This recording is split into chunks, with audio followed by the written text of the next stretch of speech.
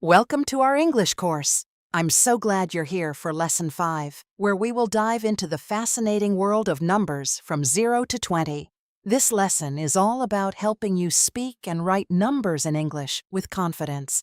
To get the most out of this course, I recommend following the slides carefully. Take notes on the important points and don't hesitate to jot down any questions you might have. If something isn't clear, feel free to revisit the content until you feel comfortable. Today, we will explore how numbers are not just simple digits. They are everywhere in our daily lives. Understanding them is essential for everything from telling time to sharing important information. By the end of this lesson, you will master how to use these numbers in conversation, making you feel more confident in your English skills. I promise, this journey will be engaging and rewarding. You will learn not just how to count, but also how to express yourself in various situations using numbers. Imagine being able to talk about your age, your favorite sports scores, or even your birthday in English. So, let's embark on this exciting journey together. And remember, every great achievement starts with the first step. Now, let's get started with our first number, 0. Continuing our course, let's explore why numbers are so essential in our daily lives. You might not realize it, but numbers are everywhere around us. In fact, studies show that around 85% of everyday conversations in English include at least one number. Think about it. When you talk about dates, prices, ages, or scores, you are using numbers to communicate important information. Now, why is mastering numbers from 0 to 20 so crucial? Well, these numbers serve as the foundation for effective communication in various situations. For example, consider how you might tell a friend when your birthday is. You'll want to say, "My birthday is on the 20th of June." Or maybe you're discussing your favorite sports team and you need to mention the score. Being comfortable with numbers allows you to express these ideas clearly. Notice that having a strong grasp of these basic numbers not only helps you in conversations, but also builds your confidence. It's the first step toward using more complex numbers and expanding your vocabulary. As we move forward in our journey, we'll dive deeper into each number, starting with 0 in the next slide. So, keep thinking about how often you encounter numbers in your day-to-day life. They're not just digits. They're tools that help you navigate the world around you. With each number you learn, you're taking a step toward mastering English communication. Let's get ready to start with 0, the point where everything begins. Moving forward in our journey, we now focus on the number 0. It's fascinating to see how 0 is not just a number, but a concept that plays a crucial role in our lives. As we just discussed, numbers are everywhere, and 0 is the foundation upon which many mathematical concepts are built. Think about it. 0 represents the absence of quantity. It's the starting point for counting, and it opens the door to understanding larger numbers. For instance, when we say 0 degrees, we are indicating a temperature that is neither warm nor cold. It's a perfect example of how 0 is used in everyday conversation. Interestingly, 0 has different names and uses in various contexts. In the UK, for instance, you might hear "naught" used formally, especially in phrases like 0.5. This is a way of expressing decimal numbers in a precise manner. In the world of sports, 0 takes on another form. We often hear the term "nil," especially in scores. If a soccer game ends with no goals, we say it was 0-0. This illustrates how 0 is essential in reporting results and understanding competition outcomes. Additionally, when it comes to phone numbers, 0 is often referred to as "O." So, if you were to give someone your number, you might say, "My number is 555012334. This shows the versatility of 0 in everyday language. Notice how 0 connects various aspects of communication, from sports to phone conversations. As we continue, we'll explore the significance of 0 further and see how it serves as a stepping stone to understanding the numbers 1 through 5. Are you ready to dive deeper into the world of numbers? Let's go. Now that we've established the importance of 0 as a foundational number, let's delve deeper into why it's considered the starting point for all counting. 0 is not just another digit. It represents a concept that is fundamental to our understanding of numbers and mathematics. Think about it. Every counting system begins with 0. It sets the stage for everything that follows. When we say that 0 is where all counting begins, we're highlighting its role as the baseline. For example, in a simple counting exercise, we start at 0 before moving to 1, 2, and so on. This progression is essential in various contexts, like measuring time or calculating scores in games. Without 0, we wouldn't have a clear starting point, making it challenging to communicate quantities effectively. Also, notice that 0 plays a significant role in everyday language. For instance, when we talk about temperatures or scores, we often refer to 0 as a reference point. If you hear someone say, "It's 0 degrees outside," you understand that it's neither warm nor cold. It's a clear indicator of the weather. Now, as we transition into the next slide, we will start learning about the numbers 1 through 5. These numbers build on the concept of 0, illustrating how we can represent quantities and communicate ideas in English. By mastering these first 5 numbers, you'll not only enhance your counting skills, but also gain confidence in your ability to express various situations, like sharing your age or discussing your favorite activities. So, let's get ready to take those next steps into counting beyond 0. Continuing our journey, we now turn our attention to the numbers 1 through 5. These numbers are crucial building blocks in our understanding of counting and communication. Just as 0 serves as the foundation, numbers 1 to 5 help us express basic quantities in everyday situations. Let's start with the number 1. When we say, "Emma has 1 apple," it's a simple yet effective way to convey that there is a single item. Notice how straightforward this is. It allows us to communicate clearly and avoid confusion. Next, we have the number 2. An example would be, "Lucas bought 2 tickets." This not only tells us how many tickets he purchased, but it also gives us context about an event or activity. Using numbers in this way makes conversations more engaging and informative. Moving on to 3, we can say, "There are 3 cats on the roof." Here, we can visualize the scene, and this number adds detail to our discussion. It's interesting to observe how numbers help us paint a picture when we share stories or describe situations. Now, let's talk about 4. For instance, "My brother is 4 years old." This not only communicates his age, but also connects to personal experiences and relationships, making language more relatable and rich. Finally, we arrive at 5. In a sentence like, "We need 5 minutes," we see how this number is used in time management. It helps us coordinate and plan our activities, whether it's meeting friends or preparing for a task. As we reflect on these examples, remember that mastering these first 5 numbers is essential because they lay the groundwork for more complex communication.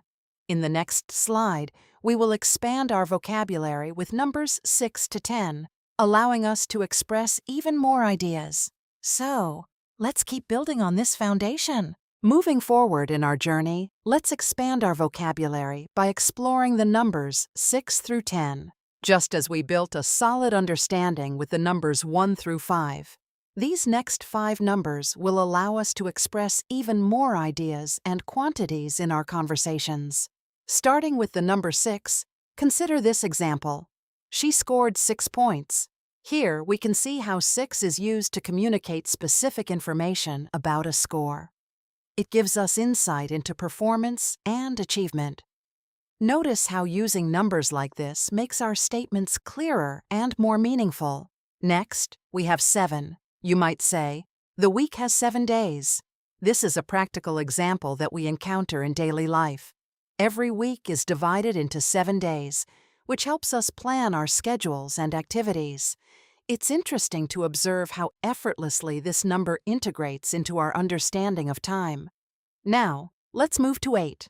A sentence like, "I have 8 slices of pizza" not only tells us about the food, but also sets the scene for a gathering or a celebration. This example illustrates the social aspect of sharing, where numbers help us communicate our experiences and connect with others. Then there's the number 9. We might say, "He lives at 9 Oak Street." Here, 9 serves as a specific identifier, helping us locate a person's home. It's a great reminder of how numbers play a critical role in navigation and giving directions. Lastly, we arrive at 10. An example could be, "A decade is 10 years." This number helps us understand larger timeframes and historical contexts, enriching our conversations about life events or milestones. As we reflect on these examples, notice how each number serves a unique purpose in communication. These foundational numbers prepare us for more complex concepts, like the numbers 11 through 15, which we will explore next. So, let's keep building on this vocabulary and enhancing our ability to express ourselves in English. Now that we've expanded our vocabulary with the numbers 6 through 10, let's explore the numbers 11 through 15. These numbers introduce us to the intriguing concept of the teen suffix, which signifies that we are in the teenage years, a time of growth and change. Starting with 11, we can say, "The match starts at 11 o'clock." This example not only tells us the time, but also helps us coordinate our plans. It's interesting to see how these numbers are essential in everyday situations, like scheduling events or meetings. Next, we have 12, which is often associated with a dozen. When we say, "A dozen equals 12, we're using a term that is rich in context, especially when talking about items like eggs or cookies. This shows how numbers can relate to quantities we encounter regularly, making our conversations more relevant and practical. Moving on to 13, consider the sentence, "She is 13 years old." Here, we see how this number helps us express age, which is a common topic in conversations. It's fascinating how age can connect people, sparking discussions about experiences and memories. Then we have 14. An example could be, "We need 14 chairs." This is a practical scenario that highlights how numbers assist us in planning for gatherings or events. It emphasizes the importance of being prepared and organized in social situations. Finally, we arrive at 15, as in, "The quiz has 15 questions." This showcases how numbers are essential for academic contexts, helping us understand the structure of exams or tasks. Notice that all these numbers end in teen, reinforcing their connection to this specific age group. The exception is 13, which has a different stress pattern. Understanding these nuances will help you communicate more effectively. As we wrap up this section, remember that numbers 11 through 15 serve as vital building blocks for what's to come. In the next slide, we will continuing our course, we now focus on the numbers 16 through 20. These numbers bring us closer to 20, which is an important milestone in our counting journey. Just as we explored the significance of the earlier numbers, understanding 16 to 20 enriches our ability to communicate even more effectively. Let's begin with 16. Picture this. He ran 16 laps. This example not only gives us a specific quantity, but also conveys achievement and effort. It's interesting to observe how numbers can highlight accomplishments in sports or daily activities, making conversations more engaging. Next, we have 17. You might hear someone say, "The bus arrives at 17 minutes past." This use of 17 helps us grasp time in a practical way. Notice how using numbers like this can streamline our communication, allowing us to coordinate our plans more precisely, especially in busy environments. Now, let's move to 18. A common example is, "She turned 18 last month." This number marks a significant milestone in life, often associated with coming of age. It's fascinating how age-related numbers can spark discussions about personal experiences and life transitions, connecting us with others in meaningful ways. Then we arrive at 19. For instance, the class has 19 students. Here, this number gives us important information about the size of a group. It's a great reminder of how numbers help us understand our surroundings and organize our thoughts, whether in educational settings or social contexts. Finally, we have 20. An example could be, there are 20 books on the shelf. This number represents a whole new level in counting, as it signifies the transition into two-digit numbers. You can see how this number helps us express larger quantities, making our communication richer and more detailed. As we reflect on these examples, notice how each number plays a vital role in everyday conversations. Mastering numbers. Now that we've explored the numbers 16 through 20, let's shift our focus to ordinal numbers, which are just as important in our everyday language. Ordinals help us convey position or order, making them essential for discussing dates, competitions, and events. Starting with the first ordinal, first, we can say, "She finished first." This example highlights how ordinals help us rank achievements, whether it's in sports or any competitive scenario. It's interesting to notice that using first immediately gives us a sense of accomplishment. Next is second. For instance, he came in second. This tells us not just the position, but also the effort involved in reaching that spot. Think about how often we discuss rankings in races or contests. It's a common way we express success and progress. Now, let's move to third. An example could be, "My third attempt." This shows how we can use ordinals to describe processes or experiences over time. It's fascinating how each attempt carries a story, connecting our past actions to our current achievements. Then we have fourth. A great example is the 4th of July. This is a specific date that many people celebrate, illustrating how ordinals are used in significant cultural events. Notice how dates help us remember important moments in our lives. Continuing, fifth is next. You might say, "My 5th birthday." This not only marks a personal celebration, but also emphasizes the importance of milestones in our lives. Each birthday is a reminder of growth and change. As we go on, we find 6th, as in the 6th chapter. This example links ordinals to learning and progression in books or studies. Think about how every chapter builds upon the last, just like our learning journey. We also have 7th, seen in terms like the 7th wonder.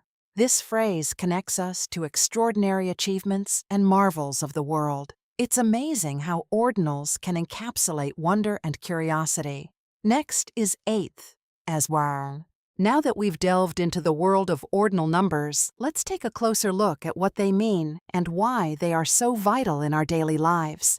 Ordinal numbers like 1st, 2nd, and 3rd indicate position and order. They help us organize information, making it easier to understand and communicate. For example, when we say first, we often refer to someone who has achieved a top position, like in a race or competition. It's fascinating to see how this simple word can convey a sense of achievement and importance. Think about how often we use ordinals in our conversations. Whether we are discussing the first day of school or ranking our favorite movies, these numbers bring clarity and structure to our communication. Let's consider the significance of ordinals in everyday situations. When planning events, we might refer to the 3rd of July for Independence Day in the United States. This highlights how ordinals help us identify specific dates that are meaningful to us. Similarly, in competitions, saying someone finished 4th not only tells us their rank, but also acknowledges their effort and determination. As we explore this topic further, notice how each ordinal number builds on the last, just like our journey through learning numbers. Each one carries its own weight and importance, whether in personal milestones, like celebrating your 5th birthday, or in academic settings, where we might refer to the 6th chapter of a book. In our next slide, we will take a fun approach to pronunciation, helping us practice these important numbers in an engaging way. So, get ready to enhance your skills further as we dive into some interactive activities. Moving forward in our journey, let's dive into a fun and engaging way to practice our pronunciation. specifically with numbers. This activity will not only enhance your speaking skills, but also make learning enjoyable. We're going to play a pronunciation game called Number Tongue Twister. The tongue twister goes like this. 6 sleek seashells sit 7 seconds south of 22 trees. Notice how the repetition of similar sounds challenges your mouth and helps you focus on clear pronunciation. It's interesting to see how practicing phrases like this can improve your ability to articulate numbers and make your speech more fluent. First, let's take it slow. Repeat the phrase carefully, paying attention to each word.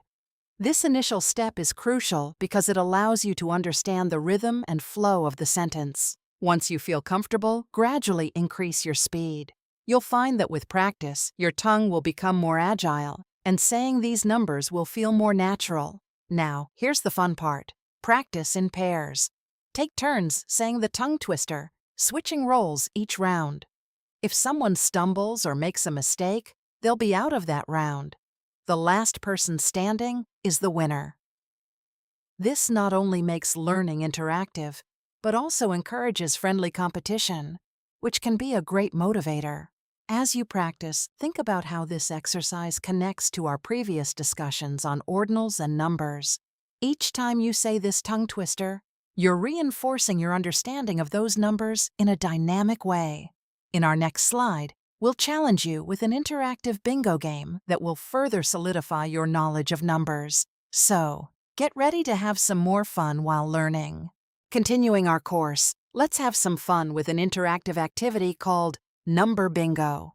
This game will not only help reinforce your understanding of numbers, but also make the learning process more enjoyable. You might remember how we practiced pronunciation with tongue twisters. Now we're going to bring that energy into bingo. To get started, you will create your bingo card. Each card will have numbers ranging from 0 to 20 written out in English. This is a great way to familiarize yourself with how these numbers look in word form. Once your card is ready, I will give you definitions or clues related to the numbers. For example, if I say the number after 9, you would mark 10 on your card. This exercise not only tests your knowledge, but also sharpens your listening skills. Think about how important it is to recognize numbers in various contexts, whether in conversations, games, or daily life. When you successfully mark a complete line on your card, shout, "Bingo!" This is your moment of achievement, just like when you finish first in a race or complete a challenging task. Notice how this game connects to our previous discussions on ordinals and pronunciation. Each clue helps you recall the numbers while ensuring you're actively engaging with the material. Plus, it's a fun way to practice with friends or family, making learning a shared experience. As we move forward, look forward to applying these skills in real-life situations. In the next slide, we'll explore how to talk about your birthday in English using what we've learned about numbers. So, get ready to share your special day with confidence. Now that we've enjoyed our bingo game and reinforced our understanding of numbers, let's shift our focus to a practical application of what we've learned. One of the most common situations where we use numbers is when talking about our birthdays. It's essential to know how to express this in English clearly. For example, if your birthday is on March 23rd, you would say, "My birthday is the 23rd of March." Notice how we use the ordinal number 23rd to indicate the day of the month, followed by the name of the month. This structure is important because it helps you communicate your birthday accurately and confidently. Let's think about how we can apply this. Imagine you're at a gathering and want to share your birthday with new friends. Saying it correctly not only helps you connect with others, but also makes it easier for them to remember your special day. Now, here's an exciting exercise for you. I want you to write down your birthday in English using the correct ordinal and the month name. For example, if your birthday is on July 15th, you would write, "My birthday is the 15th of July." Once you've completed this, share it with your classmates. This sharing not only reinforces your learning, but also builds a sense of community as you discover the different ways we celebrate our special days. As we continue, Think about how this practical application ties back to our previous discussions on ordinals and the importance of numbers in communication. In the next slide, we will explore accents, comparing British and American pronunciations, which will enhance your understanding of spoken English even further. So, get ready to dive into the fascinating world of accents. Moving forward in our journey, let's explore an intriguing aspect of language that can significantly enhance your communication skills. Accents. In this slide, we'll compare British and American accents and discuss why understanding these differences is important. You might recall how we practiced sharing our birthdays in English, which is a fantastic way to connect with others. Now, imagine having a conversation where the accents differ. Knowing how to recognize and understand these accents can help you interact with speakers from various backgrounds. It's interesting to see how accents can influence comprehension and even your own speaking style. Both the British and American accents are widely accepted around the world. For instance, if you listen to a British speaker say, schedule, they might pronounce it as schedule, while an American might say schedule. Notice how such differences can create confusion if you're not familiar with them. However, the most important thing is consistency. Choose the accent you prefer and practice it consistently. This will not only help you sound more natural, but also boost your confidence in speaking. Think about how this knowledge ties back to our earlier discussions on pronunciation and numbers. Just as we practiced saying numbers clearly, understanding accents will enhance your overall communication. Plus, it allows you to choose a style that resonates with you, whether you prefer the crispness of British English or the warmth of American English. As we continue this exploration, in the next slide, we'll uncover a fascinating fact about the most commonly used number in English. This will further enrich your understanding of numbers and their role in everyday conversations. So, let's get excited about what's coming up next. Continuing our course, let's dive into an interesting fact about numbers that you may not have considered before. Did you know that the number 1 is the most frequently used number in English? In fact, it accounts for about 45% of occurrences in business texts, according to the Oxford English Corpus in 2023. This statistic really highlights the importance of understanding this simple yet powerful number. Think about how often we use 1 in everyday communication. For instance, when scheduling, you might hear someone say, "Let's have a 1-hour meeting." Or perhaps during a break, someone might suggest, "Let's take a 1-minute pause." These phrases are so common in our daily lives, particularly in professional settings. Notice how using 1 helps us convey clarity and specificity, which is essential in effective communication. As we've discussed previously, numbers are not just abstract concepts. They play a vital role in helping us express ideas, organize our thoughts, and facilitate conversations. By recognizing the significance of 1, you can appreciate how foundational it is in both casual and formal contexts. It's interesting to observe how even a single number can carry such weight in various situations. As we wrap up our exploration of this fascinating topic, think about how this knowledge can enhance your understanding of communication in English. In our next slide, we will discuss common mistakes people make with numbers, particularly differentiating between 20 and 21. This will prepare you to avoid confusion and express yourself more clearly. So, let's get ready to learn how to navigate these common pitfalls together.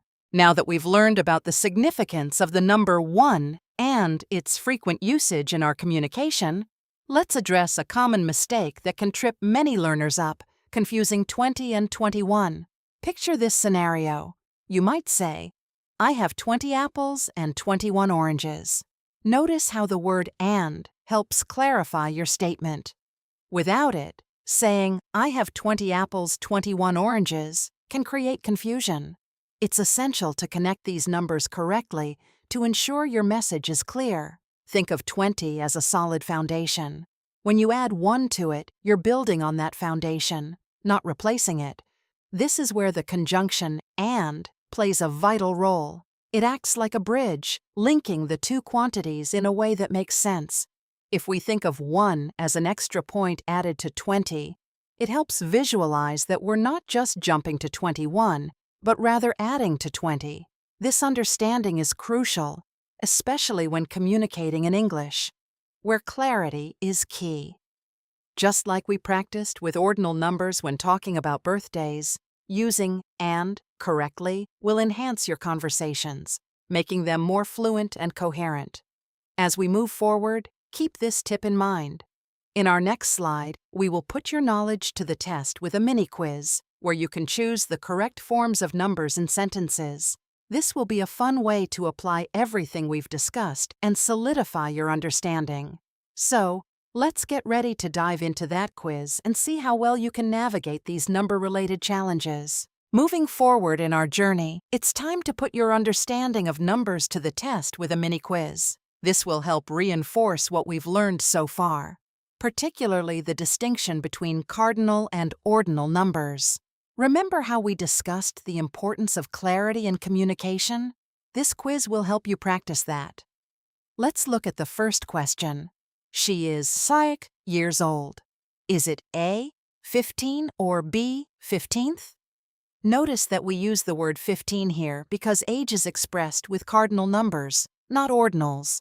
So, the correct choice is A, 15.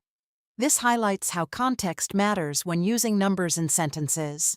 Now, for the second question. The bus arrives at 8 o'clock. Should it be A, 11 or B, 11th? Again, think about how we tell time. We say the hour using cardinal numbers, so the correct answer is A, 11. This reinforces the idea we've discussed that numbers play specific roles based on their context. Finally, let's tackle the third question. We need more minutes. Is it A, 10 or B, 10th? Here, we are talking about a quantity of time, which again calls for a cardinal number. So the correct answer is A, 10. See how these examples emphasize the importance of choosing the right type of number based on what we are expressing. This practical application will make your communication clearer and more effective. In our next slide, we'll look ahead to what comes next in our learning journey: numbers up to 100. This will open up even more possibilities for expression, so let's get ready for that exciting step. Continuing our course, let's look ahead to the exciting steps we'll take next as we expand our understanding of numbers. We're now ready to explore numbers up to 100, which will significantly enhance your ability to communicate effectively in English. First, we will learn about the RTI pattern. This is crucial because it helps us understand how to form numbers like 21, 35, and 49. Notice how the structure remains consistent, the base number followed by the RTI suffix. It's interesting to observe that once you grasp this pattern, you can easily build on it to express a wide range of numbers. Think of it as learning a simple recipe. Once you know the basic ingredients, you can create many delicious dishes. Next, we'll introduce the concept of hundred and the connector and. For instance, when we say 120, we are combining our knowledge of hundreds with the numbers we've already learned. This structure allows for clear communication, especially when expressing larger quantities. Imagine telling someone, "There are 120 students in the school." This clarity is vital in everyday conversation. Finally, we will practice using these numbers in real-world contexts, from prices at the store to measuring distances and even talking about temperatures. Integrating numbers into daily situations will help reinforce your learning. For example, when shopping, you might say, "This shirt costs $25. This not only builds your vocabulary, but also makes your interactions more dynamic. As we move forward, be prepared to dive deeper into these concepts. In our next slide, we will wrap up our course with a strong conclusion, emphasizing how mastering these numbers opens up new avenues for communication. So, let's get ready to embrace this journey into the world of numbers. As we conclude our course on mastering numbers, let's take a moment to recap what we've learned together. We started by understanding the importance of numbers in our daily lives, recognizing that they are everywhere, from counting items to telling time. We explored the basics, starting with 0 and moving through the numbers 1 to 20, and even touched on ordinal numbers, each step built upon the last, enhancing your ability to communicate clearly and effectively. We discussed common mistakes, like confusing 20 and 21, and practiced using numbers in real-life contexts, such as sharing your birthday or discussing prices. This practice is vital because it helps you apply what you've learned in everyday situations. Remember, fluency in any language is about repetition and real-world usage. I sincerely thank you for your dedication and participation throughout this journey. Your commitment to mastering these numbers is commendable, and this knowledge will open new doors for you, whether in conversations, at work, or while traveling. I encourage you to speak out loud every day. This repetition is key to becoming fluent. Listening to podcasts or songs that involve numbers will also help train your ear, making it easier to recognize and use numbers in conversation. As you move forward, don't hesitate to revisit this material whenever you need a refresher. The more you practice, the more natural it will become. Congratulations on completing this course. Embrace your new skills with confidence, and remember, you have the tools to communicate effectively. Keep practicing and enjoy the journey ahead.